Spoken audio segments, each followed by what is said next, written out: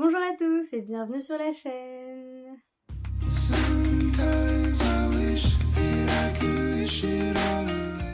Aujourd'hui, on se retrouve dans une vidéo avis lecture pour un seul livre, une seule saga. Vous l'avez vu dans le titre, j'avais envie de vous faire cette vidéo depuis pas mal de temps puisque on va parler d'une de mes sagas de bande dessinée préférées. Bien sûr, c'est Lou de Julien Nil, donc publié chez Glénat. Il y a 8 tomes plus 2 autres tomes qui sont en fait la deuxième saison de Lou, c'est comme ça que Julien Nil l'a appelé. Et c'est une saga qui m'a accompagnée quand j'étais plus jeune et puis qui a continué de m'accompagner quand les tomes ont continué à sortir au fur et à mesure. Et c'est un vrai coup de cœur, c'est une petite pépite, donc je voulais vous faire une vidéo pour vous en parler.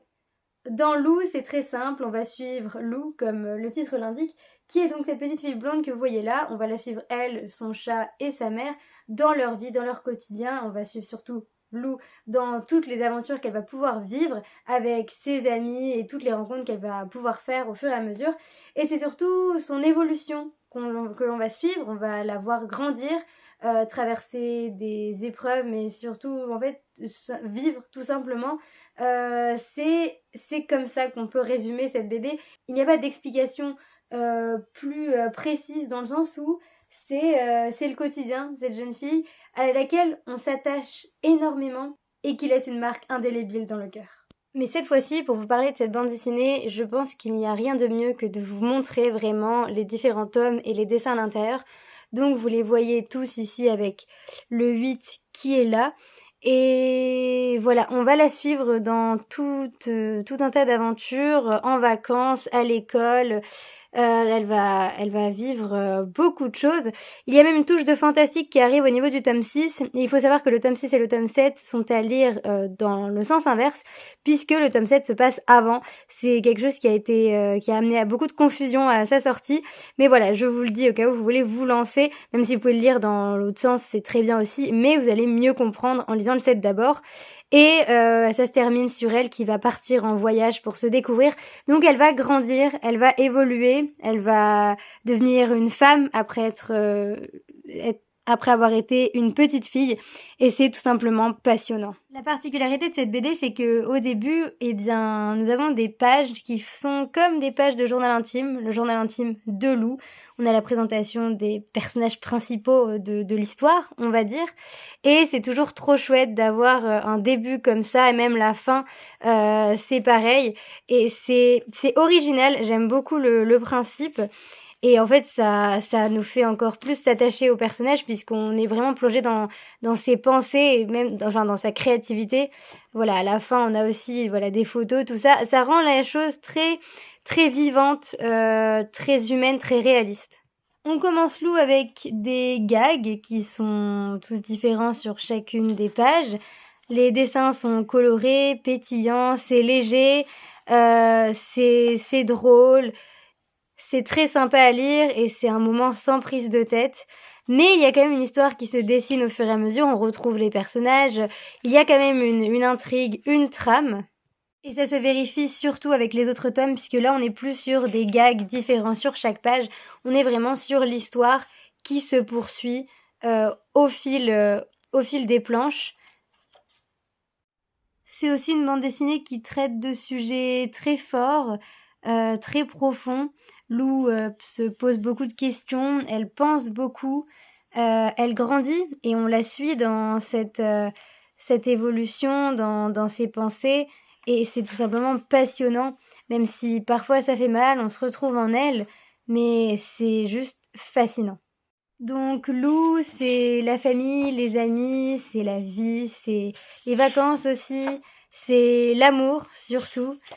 C'est la vie, je le dis encore et toujours parce que c'est tout simplement ça en fait, une vie qui ne ressemble à aucune autre et qu'on prend beaucoup de plaisir à découvrir. Il n'y a pas que Lou qui évolue dans ces BD, il y a aussi les dessins en eux-mêmes, les couleurs qui changent, il y a les relations de Lou. C'est tellement intéressant et prenant, on ne peut pas s'empêcher de tourner les pages encore et encore et de la suivre, elle et aussi tous ces autres personnages qui gravitent autour d'elle. C'est touchant, c'est sincère, c'est profond, c'est humain, c'est aussi philosophique avec cette touche de fantaisie. Julien Nil est vraiment très doué pour raconter une histoire, tout simplement, même si elle peut prêter à confusion. Mais il sait nous porter du début jusqu'à la fin et il a créé un récit exceptionnel qui ne s'oublie pas. Les dessins sont tout simplement sublimes, je ne me lasse pas de les regarder, d'observer tous les détails, de contempler les couleurs, c'est tout simplement sublime. Et puis le dernier tome arrive, on pense que c'est la fin, Lou part en voyage pour répondre à ses questions existentielles, pour se trouver, mais ce n'est pas vraiment la fin, finalement, c'est la fin de la première saison qui va déboucher sur la deuxième saison. Lou est revenue avec 2 nouveaux tomes dans Lou Sonata 1 et Lou Sonata 2 qui suivent en fait sa vie d'étudiante. Elle va aller dans une autre ville et vivre d'autres aventures.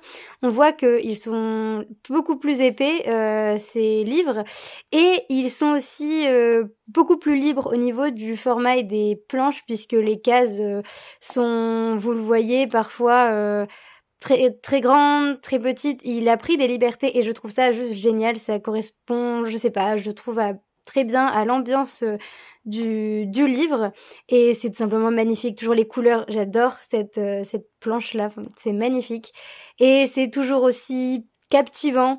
On adore suivre Lou et puis on peut s'identifier à elle parce que quand on grandit avec elle, eh bien on arrive au même moment qu'elle. Donc c'est tout simplement génial.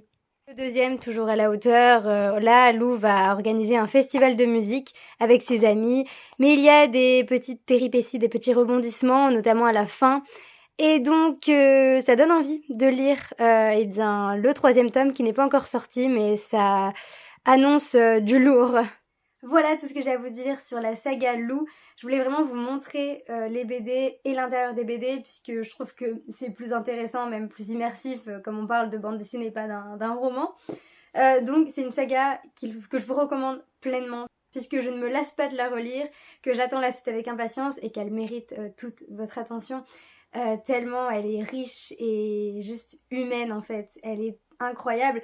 Et il y a encore un livre dont je vais vous parler qui rentre dans l'univers de Lou, c'est Génération Lou, donc de Julien Nil aussi, chez Glénat BD aussi. Et en fait c'est un livre qui est sorti pour les 20 ans de Lou, puisque la saga a 20 ans et c'est un livre qui retrace toute la création de Lou. Donc on a des croquis de Julien Nil, donc en fait c'est comme si on plongeait dans ses carnets de notes, de dessins, et on voit les débuts, on voit même des croquis qui n'ont rien à voir avec Lou, mais on suit en fait le travail de Julien Nil comme jamais on a pu le voir auparavant, et en fait j'ai trouvé ça extrêmement intéressant, notamment pour les fans, mais aussi juste quand on aime le dessin, c'est hyper intéressant de voir ce côté-là du travail du dessinateur et de l'auteur. C'est vraiment un peu un fourre-tout, j'ai envie de dire, ça fait un peu brouillon parfois, mais il y a un côté créatif très plaisant qui ressort. C'est un chaos agréable à découvrir, mais il y a quand même une logique finalement.